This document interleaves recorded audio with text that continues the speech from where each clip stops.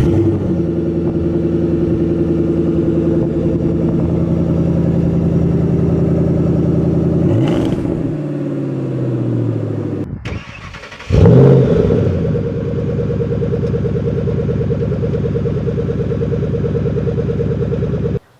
guys, welcome back to our channel. If you haven't subscribed already, please do. We have something special for you guys today.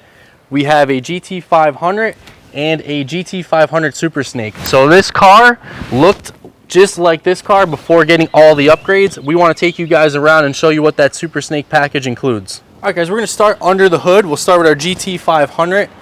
With the block, you see a 5.8 liter supercharged engine putting out 662 horsepower.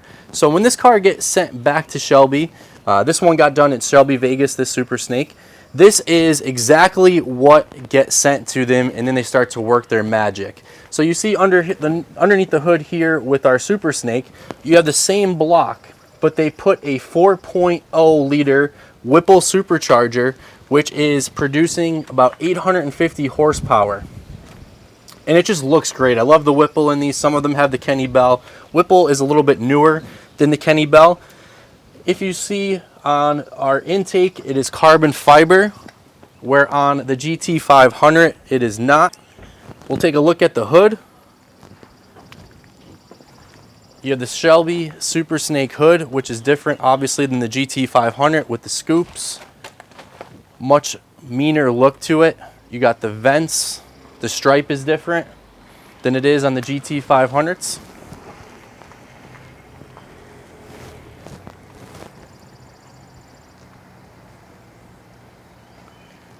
Also has the Shelby High Performance Cooling Kit, front and rear brake ducts. Look at the brakes. You have the Shelby Willwood 6-piston for the front brake system. And while we're also looking here, the wheels are different too. Those are the Super Snake wheels, forged aluminum. In the rear, you have the Shelby Willwood 4-piston caliper rear brake system.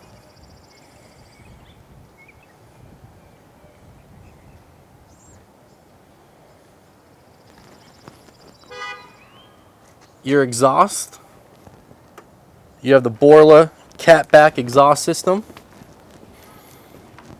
And obviously when you're sending it back, you're going to have a much different sounding car with the Super Snake package than you do with the GT500. The GT500 has a quad exhaust system. Here you see one on each side, just a dual.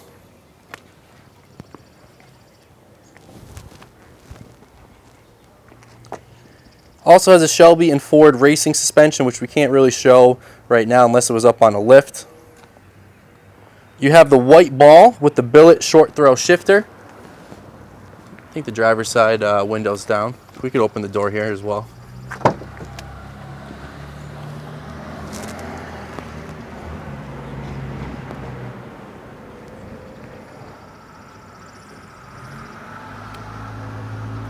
Custom drive shaft. We just showed the Shelby Super Snake wheels.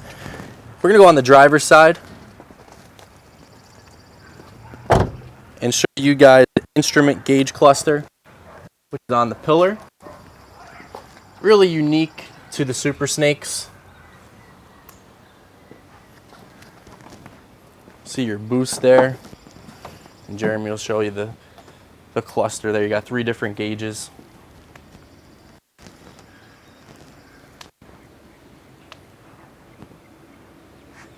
You even see the Super Snake mats.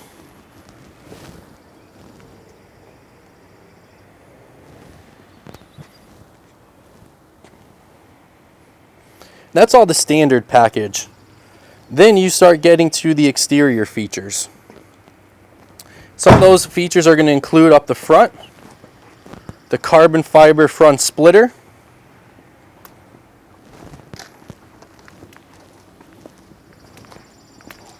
and the front splitter on this car is perfect.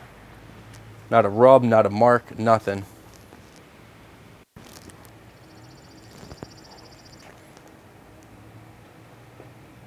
You see the Super Snake badging with the grill.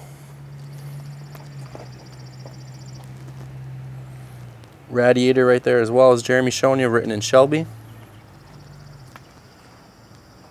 You have the front fenders with the gauges that say Shelby GT500 Super Snake.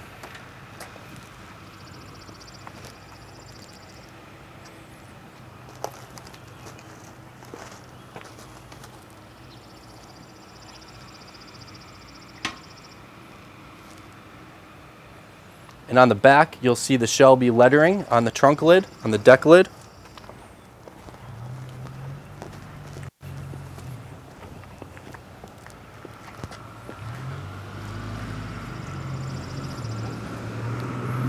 And that Super Snake striping, as we mentioned a little bit earlier. You see that real big single stripe with the smaller stripes on each side.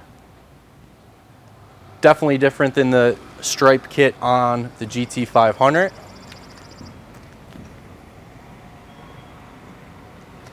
You also have your side stripes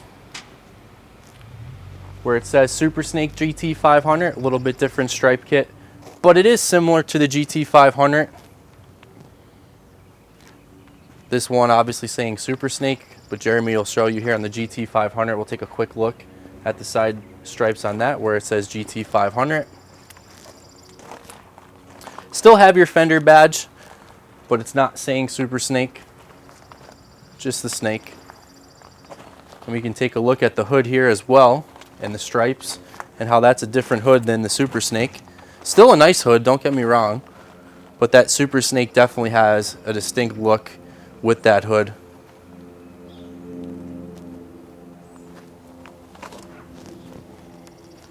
Some of the interior features as we go back to the Super Snake.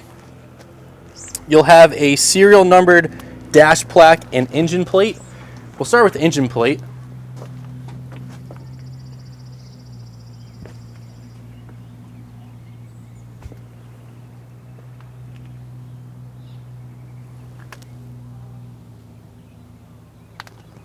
And then in the inside, you'll have your dash plaque.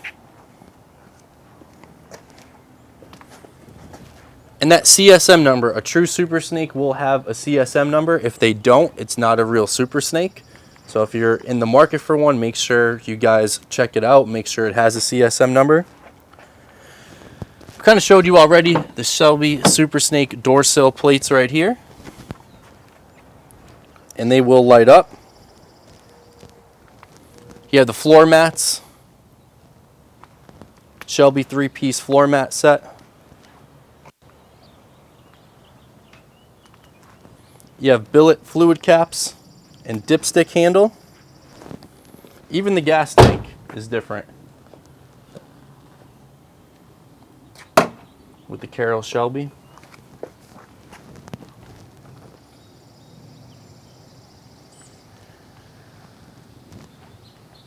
Center console with Shelby logo. I don't think this one has that because he didn't do the interior upgrade, which I really like on this car. He kept the standard Recaro seats just like they are in the GT500 rather than getting the Shelby Super Snake headrests.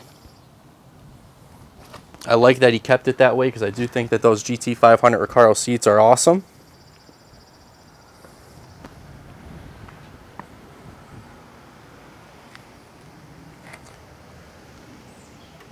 You have the 373 rear gear upgrade, billets, Watts Link suspension, and the wide body kit. You guys see that it's a full wide body car with fenders flared. That's a $20,000 upgrade alone, and not all of the cars are a full wide body.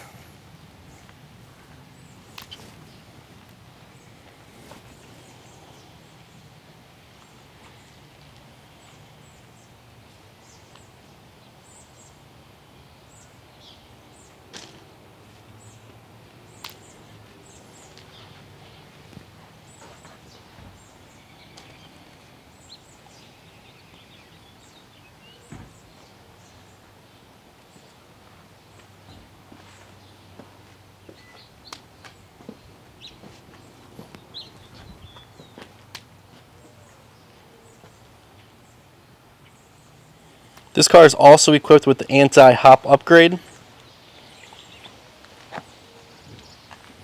and the performance clutch package. So really the only thing that this one doesn't have is either the 1,000 horsepower upgrade or the whole shot.